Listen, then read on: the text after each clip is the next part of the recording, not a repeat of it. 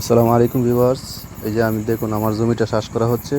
এই জায়গাটা আমাদের কৃষি করবো, এখানে আছে 20 শতাংশের মতো জায়গা আছে। তো এই প্রথম ভাবছিলাম যে পুরোটা করার জন্য, কিন্তু পুরোটা করি নাই।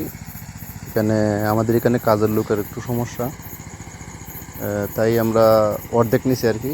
আপাতত পরীক্ষামূলকভাবে নিছি আর কি, যদি ভালো হয় তো ইনশাআল্লাহ আগামীতে করবো আর কি। তো এখন শুধু 20 শতাংশ নিছি, এখানে টোটাল জায়গা আছে 40 শতাংশ, কিন্তু এখন 20 শতাংশ নিছি। শুধু দেখি যদি ভালো হয় ইনশাল্লাহ আগামীতে করব। তো আমরা এই পুরোপুরি শ্বাস কমপ্লিট হয়ে গেছে, আমাদের জমি পুরোপুরি শ্বাস কমপ্লিট। কিন্তু মই দেওয়ার কথা বলেছিল, কিন্তু আমি চিন্তা করছি কি মই দেবো না, কারণ যেহেতু আমরা বেড বানিয়ে ফেলবো, তাই অযথা মই দেওয়ার কোনো প্রয়োজন নাই। এমনিতেই মাটিগুলো খুব ছোটো ছোটো, মানে একদম জোড়া জোড়া হয়ে গেছে আর কি। তো আমরা ইনশাল্লাহ এখন সম্পূর্ণ সার প্রয়োগ করা শেষ। এখন শুধু বাকি রয়েছে জৈব সার। জৈব সার একটা আছে, জৈব সার এগ্রোয়ান থেকে আনা হয়েছে আর কি। তো আমাদের দিকে এলাকার মধ্যে আমি অনেক খুঁজছি, পাই নাই। তো এগ্রোয়ান থেকে অর্ডার দিয়ে আনা হয়েছে আর কি।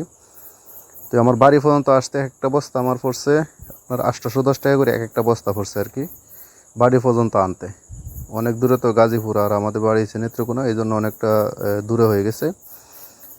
আর এখন আমরা ওই দাগ করে নিচ্ছি আর কি, যে কতটুকু ব্যাড থাকবে। আমরা 1.5 ফুট ড্রেন দিছি, 2.5 ফুট বেড দিছি আর কি, 3 ফুটের মালচিং পেপারের জন্য।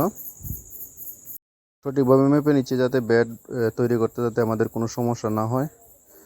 তো আমরা পুরোপুরিভাবে এই জায়গাগুলো মেপে নিচ্ছি, কারণ চেষ্টা করতেছি একটু ভালো করে করার জন্য। তো আমাদের সঙ্গে থাকবেন, দেখবেন শুরু থেকে দেখাচ্ছি আর কি, যে কিভাবে করতে হয়, কিভাবে কি করতে হয়। আর আমাদের ফসলটা আমি নতুন কৃষক হিসেবে লাগছে আর কি। তো দেখি ইনশাল্লাহ সঙ্গে থাকবেন, দেখবেন মানে আমাদের কাজগুলো কীরকম হয়, ভালো হয় কি না। চেষ্টা করতেছি তো ভালো করার জন্য, তারপরে উপরওয়ালার ইচ্ছা। যা যা নিয়ম আছে সম্পূর্ণ নিয়মভাবে আমরা করার চেষ্টা করতেছি। হ্যাঁ, নিয়ম ছাড়া কোনো মানে আইডিয়াতে কোনো কিছু করতেছি না, মেপে মেপে মেপে অল্প অল্প করে করতেছি আর কি।